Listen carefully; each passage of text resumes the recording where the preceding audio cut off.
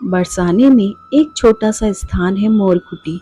एक समय की बात है जब लीला करते हुए राधा जी प्रभु से रूठ गई और वो रूठ के मोरकुटी पर जाके बैठ गई और वहां एक मोर से लाड करने लगी। जब हमारे ठाकुर जी उन्हें मनाने के लिए मोरकुटी पर पधारे तो देखा कि राधे जो हमसे तो रूठ गई और उस मोर से प्यार कर रही है। ठाकुर जी को उस मोर से ईर्ष्या होने लगी। वो राधा रानी को मनाने लगे तो किशोरी जी ने ये शर्त रख दी कि हे बांके बिहारी, मेरी नाराजगी तब दूर होगी जब तुम इस मोर को नृत्य प्रतियोगिता में हरा कर दिखाओगे।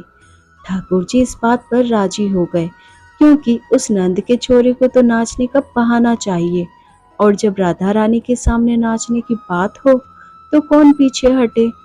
प्रतियोगिता प्रारंभ हुई।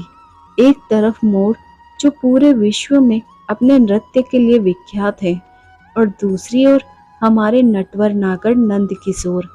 प्रभु उस मयूर से बहुत अच्छा नाचने लगे।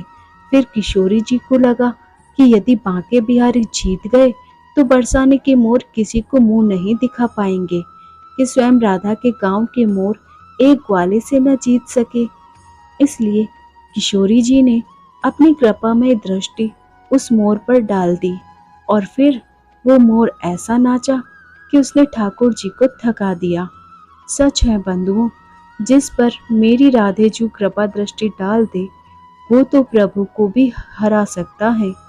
जिसने राधा रानी के प्यार को जीत लिया, समझो उसने कृष्ण जी को भी जीत लिया, क्योंकि ठाकुर जी तो हमारी किशोरी जी के चरणों के सेवक हैं। हम यदि अपनी जीवा से राधा नाम गाते हैं तो उसमें हमारा कोई पुरुषार्थ नहीं है, वो तो उनकी कृपा ही है जो हमारे मुख पर उनका नाम आया। और बंधुओं, पूरा राधा कहने की भी आवश्यकता नहीं है। आप अपनी वाणी से कहो सिर्फ रा।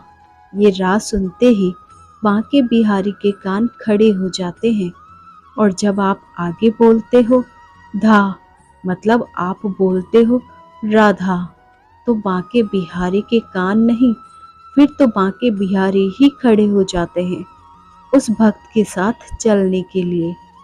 राधा राधा राधा राधा, वृंदावन के वृक्ष को मरम न जाने कोई, यहाँ डाल डाल और पात पात श्री राधे राधे होय। जय जय श्री राधे, जय हो बरसाने वाले की।